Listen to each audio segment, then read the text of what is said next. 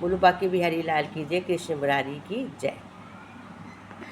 कृष्ण भगवान कहते हैं कि अपने जीवन की तुलना किसी के साथ नहीं करनी चाहिए। सूर्य और चंद्रमा के बीच कोई तुलना नहीं है। जब जिसका वक्त आता है वो चमकता है। ऊंचाई पर तो पहुंचते हैं जो प्रतिशोध के बजाय परिवर्तन की सोच रखते हैं। जिंदगी छोटी नहीं होती है, लोग जीना ही देरी से शुरू करते हैं। जब तक रास्ते समझ में आते हैं तब तक लौटने का वक्त हो जाता है। बस यही जिंदगी है। कहते हैं परमात्मा सभी को एक ही मिट्टी से बनाता है, बस फर्क इतना है कोई बाहर से खूबसूरत होता है तो कोई भीतर से खूबसूरत होता है। गलत आरोपों को लेकर चिंतित न रहें बल्कि उसका सामना करें। याद रखिए समय का ग्रहण तो चांद और सूर्य को भी झेलने पड़ते हैं। किसी को तुम दिल में चाहो और वो तुम्हारी कदर ना करे तो उसकी बदनसीबी है, तुम्हारी नहीं। जन्म होने पर बंटने वाली मिठाई से शुरू हुआ जिंदगी का ये खेल श्राद्ध की खीर पर आकर ख़त्म हो जाता है। यही जीवन की मिठास है और बड़े दुर्भाग्य की बात है कि बंदा इन दोनों मौक़ों पर वे दोनों चीज़ें खा नहीं पाता है। गरीबों में अच्छा वक्त आने की उम्मीद रहती है, लेकिन अमीरों को सदा बुरा वक्त आने का खौफ रहता है। भरोसा तो अपने सासों का भी नहीं है और हम इंसान पर करते हैं। तभी तो कहते हैं भरोसा आत्मनिर्भर बनो। तभी तो पहले घर के कहते घर के बुजुर्ग मुखिया की आँख में तकलीफ़ रहने लगी। एक डॉक्टर उसके घर आए और बुजुर्ग को आँख का ऑपरेशन करने की सलाह दी। उस बुजुर्ग ने कहा आँख बनवाने में बेकार पैसे खर्च होंगे, परहेज़ रखना पड़ेगा। आधी आधी मेरी तो ऐसे ही ठीक है। थोड़े दिन की बाद उसकी आँख में ज़्यादा तकलीफ़ रहने लगी। डॉक्टर फिर उनके घर आए और बोले बाबा अब तो ऑपरेशन करवा लो, नहीं तो बाद में ज़्यादा तकलीफ़ होगी। वो बोला मुझे क्या ज़रूरत है, मेरे 4 बेटे हैं, 4 बहुएँ हैं, पोते पोती हैं, ये सब मेरी आँखें ही तो हैं। कोई ना कोई हमेशा मेरे पास बैठा रहता है। एक दिन घर में आग लग गई, सब के सब मिलकर बाहर भाग गए। बूढ़े आदमी को किसी ने नहीं निकाला। तभी एक पड़ोसी ने आकर उसे निकाला। तब तक वो काफ़ी झुलस चुका था और उसकी जान बच गई। बूढ़ा आदमी सोचता आज अपनी आँख होती तो कितना अच्छा होता। काश डॉक्टर की बात मान ली होती तो डॉक्टर और कोई नहीं, वो गुरु था जो उसे चिताने आया था। वो अपनी ममता कहाँ, वो मानता कहाँ। उसे तो अपने रिश्तेदारों पर, दोस्तों पर, पैरों पर घमंड होता है, जबकि आदमी को स्वयं आत्मनिर्भर होना चाहिए। शरीर से किसी की सेवा ज़रूरत ना पड़े और पैसे के लिए भी किसी से आगे हाथ ना फैलाना पड़े। जीवन के अंतिम भाग तक यही सोचते रहना चाहिए। भीतरी बात यह है, ये समझने की बात यह है, गहरी बात, कि मांगो उसी से जो खुशी दे और कहो उसी से जो तुम्हारे दुख को समझे। भगवान कहते हैं कि खुद की पहरेदारी करो। खुद पर नज़र रखना मुश्किल है, मगर उतना भी नहीं। खुद पर नज़र रखने का मतलब ये है कि हम किधर जा रहे हैं ये देखते रहना। एक रिसर्च कहती है कि दिमाग में एक दिन में करीब 60,000 विचार आते हैं। इतने विचारों पर नज़र रखना बहुत मुश्किल है, पर हमारे पास एक आसान तरीका है ये जानने का कि हमारे विचार सही हैं या गलत, और वो तरीका है हमारी भावनाएं। अपनी भावनाओं से जब हम जान सकते हैं कि हम क्या सोच रहे हैं और सही सोच रहे हैं या गलत। हमारी भावनाएं 2 तरह की होती हैं, अच्छी भावनाएं और बुरी भावनाएं। जब हम अच्छा महसूस कर रहे होते हैं तो समझ लीजिए कि हम सही रास्ते पर हैं। प्यार, उमंग, खुशी और उभार व्यक्त करना अच्छी भावनाओं के उदाहरण हैं। जब हम बुरा महसूस करते हैं तो हम गलत रास्ते पर होते हैं। तब हम बुरी परिस्थितियों को अपने जीवन में आकर्षित करेंगे। गुस्सा, निराशा, पछतावा, शिकायत बुरी भावनाओं के कुछ उदाहरण हैं। हमने इन एक कई बार देखा कि एक के बाद एक सब कुछ गलत होता चला जाता है। ये सब केवल एक विचार से शुरू होता है। एक खराब विचार अन्य विचारों को भी खराब कर देता है, इसलिए हमें खराब विचारों की ओर नहीं जाना चाहिए। भगवान कहते हैं संतोष धैर्य से काम करो, संतोष से किया गया काम सदैव अच्छा होता। एक बार देश में अकाल पड़ गया, कुछ लोग भूखों मरने लगे। नगर में एक धनी दयालु पुरुष थे। उन्होंने सब छोटे बच्चों को प्रतिदिन एक रोटी देने का घोषणा कर दी। दूसरे दिन सवेरे बगीचे में सब बच्चे इकट्ठे हुए। उन्होंने रोटियां बांटने शुरू करी। रोटियां छोटी बड़ी थीं। सब बच्चे एक दूसरे को धक्का देकर बड़ी रोटी पाने का प्रयत्न कर रहे थे। केवल एक छोटी लड़की एक और चुपचाप खड़ी थी। वो सबसे अंत में आगे बढ़ी। टोकरी में सबसे छोटी अंतिम रोटी बची थी। उसने उसे प्रसन्नता से ले लिया और वो घर चली गई। दूसरे दिन रोटियां बांटी गईं। उस लड़की को आज भी सबसे छोटी रोटी मिली। लड़की ने जब घर लौटकर रोटी तोड़ी तो रोटी में से सोने की एक मुहर निकली। उसकी माता ने कहा कि मुहर उस धनी को दे आओ। लड़की दौड़ी दौड़ी धनी के घर गई। धनी ने उसे देकर पूछा, तुम क्यों आई हो? लड़की ने कहा, मेरी रोटी में ये मुहर निकली है, आटे में गिर गई होगी, देने आई हूँ, आप अपनी मुहर ले लो। धनी बहुत प्रसन्न हुआ। उसने उसे अपनी धर्म पुत्री बना लिया और उसकी माता के लिए मासिक वेतन निश्चित कर दिया।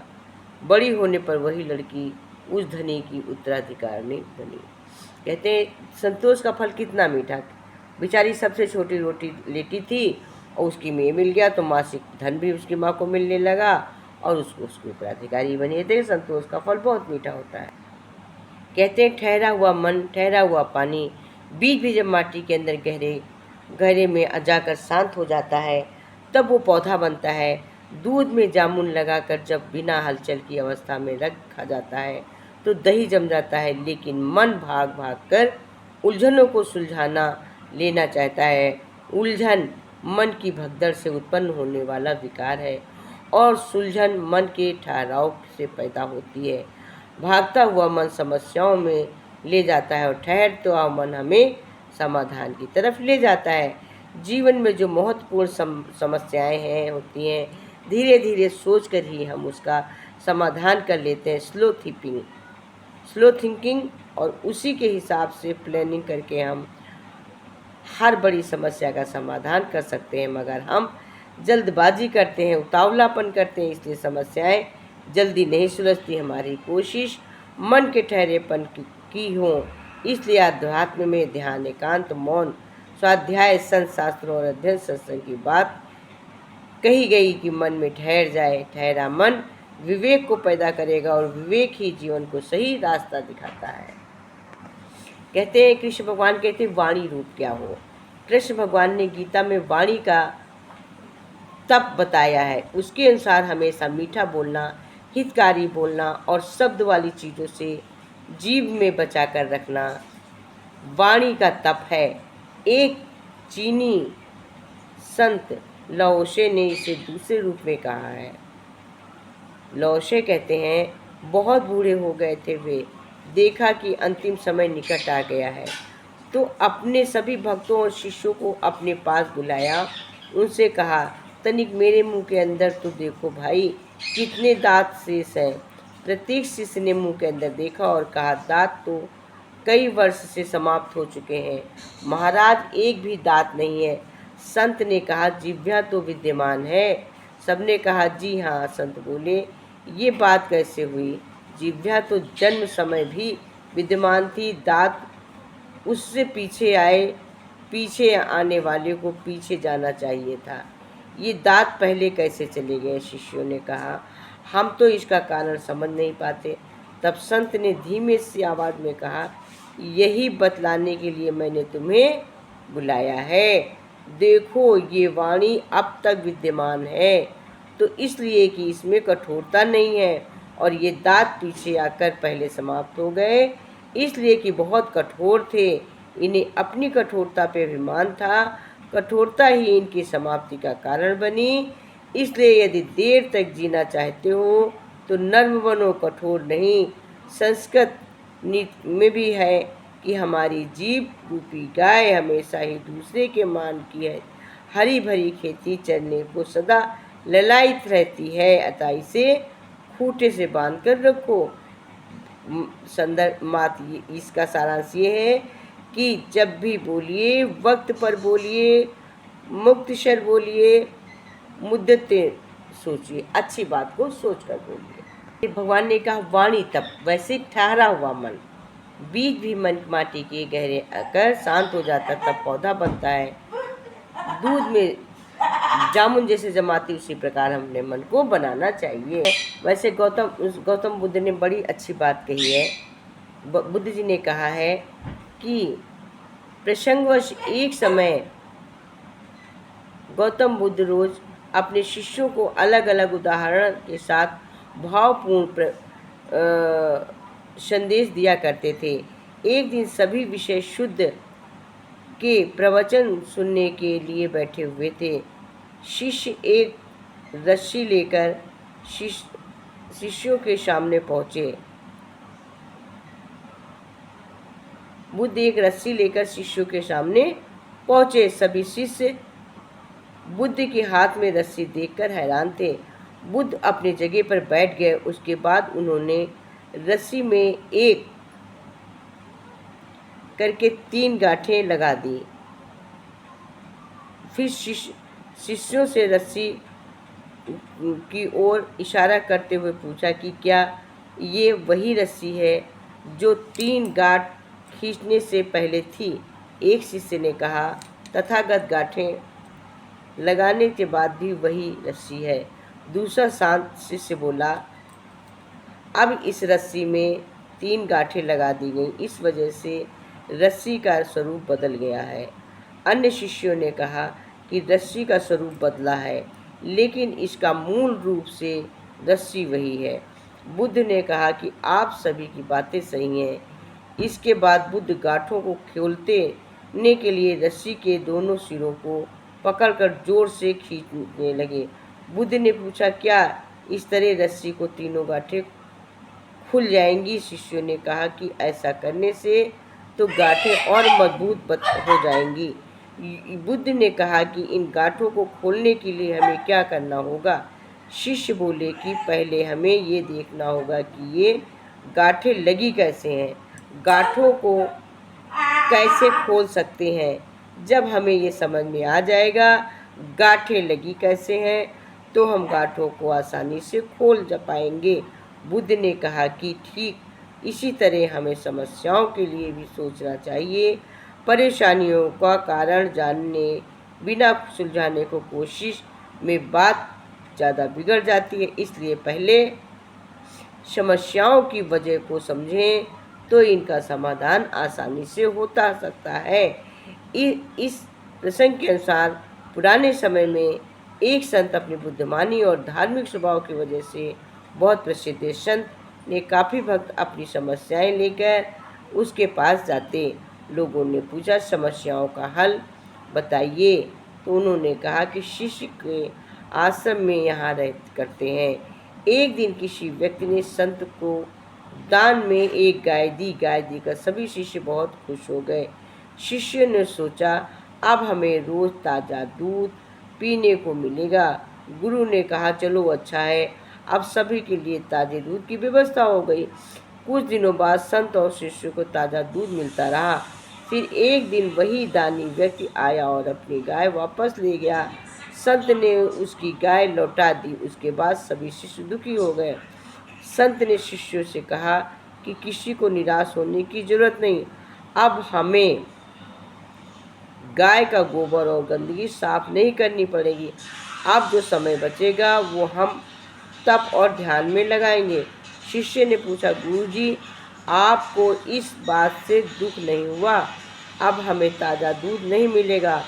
संत बोले कि हमें सकारात्मक सोच बनाए रखने के लिए समय कैसा हो हमेशा अच्छा सोचें।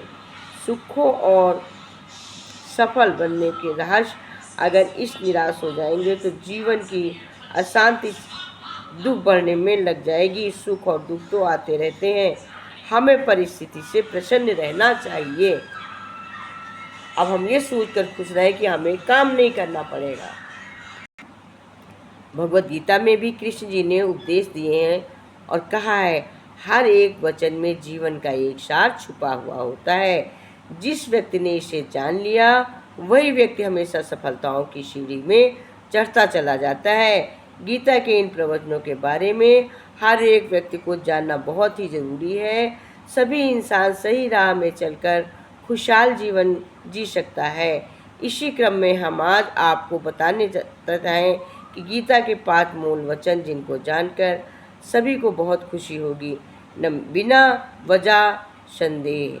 गीता के उपदेश में बताया गया कि जो व्यक्ति बिना किसी वजह के संदेह करता है वो कभी भी खुश नहीं रह सकता।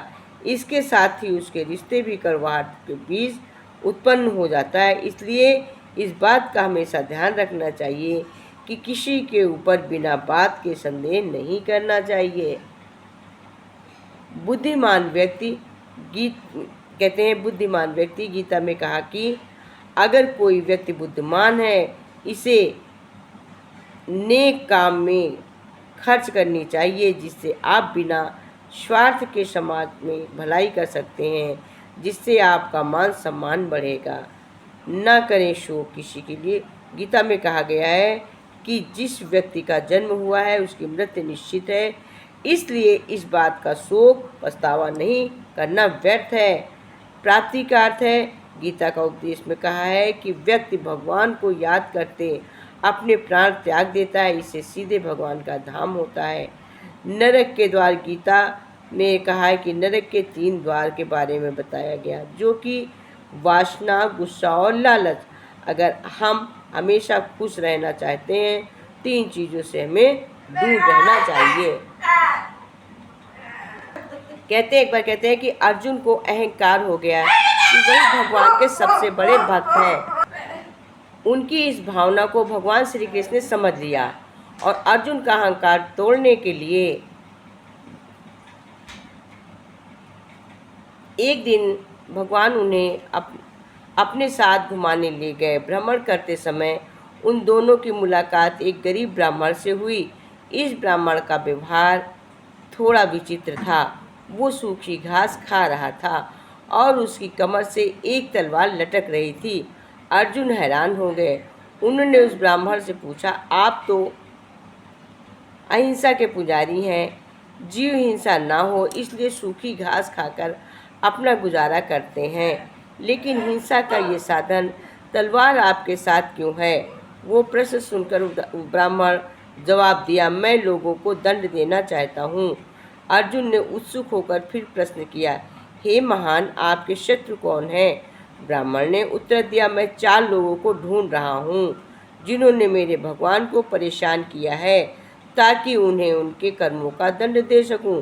अर्जुन ने फिर पूछा, वो 4 लोग कौन हैं? ब्राह्मण ने कहा, सबसे पहले तो मुझे नारद की तलाश है। नारद मेरे प्रभु को विश्राम नहीं करने देते, हमेशा भजन कीर्तन कर उन्हें जगाते रहते हैं।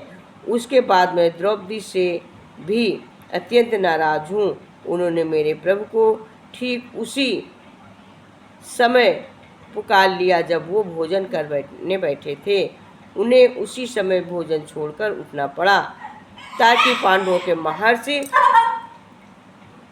दुर्वासा ऋषि के शाप से बच सकें। इतना ही नहीं, द्रौपदी ने मेरे आराध्य को जूठा भोजन खिला दिया। अर्जुन ने पूछा, आपका तीसरा शत्रु कौन है? ब्राह्मण ने उत्तर दिया, वो हृदयहीन प्रहलाद है।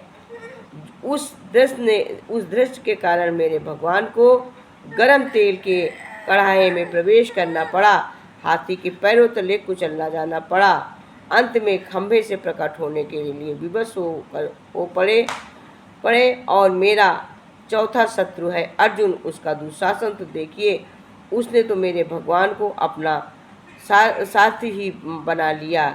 उसे भगवान की असुविधा का थोड़ा भी ध्यान नहीं है।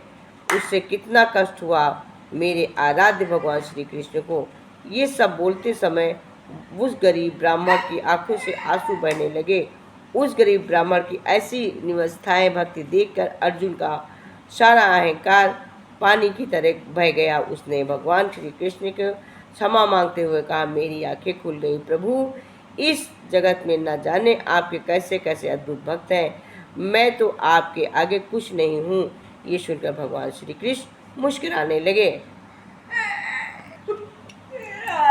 बरलाई गगरिया में राम रस की, बरलाई गगरिया में हरि रस की, बरलाई गगरिया में प्रभु रस की, बरलाई गगरिया में राम रस की।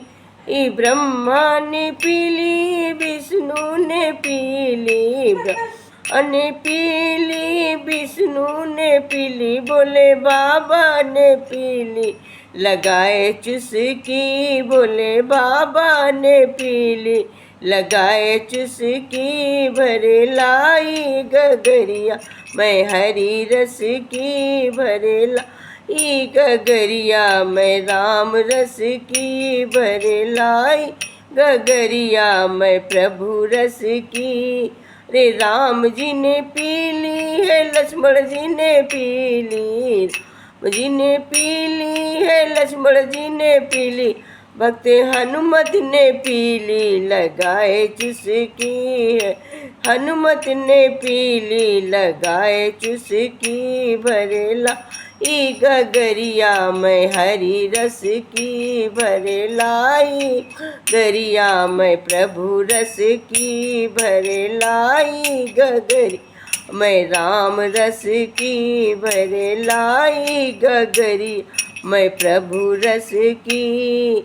अरे साधुओं ने पीली है, संतों ने पीली, साधुओं ने पी लिया, संतों ने पीली, मुनि नारद ने पीली लगाए चुस्की, मुनि नारद पीली लगाए चुस्की। भरे लाई गगरिया मैं राम रस, भरे लाई गगरिया मैं प्रभु रस की।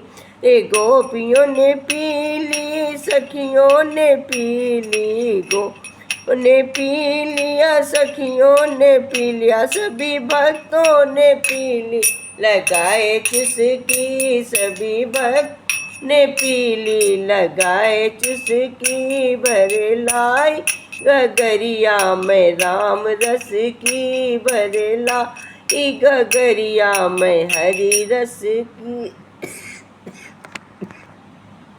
भर लाई गगरिया मैं प्रभु रस, आई गगरिया मैं हरि रस की, भर लाई गगरिया मैं राम रस की। बोलो बाके बिहारी लाल की जय।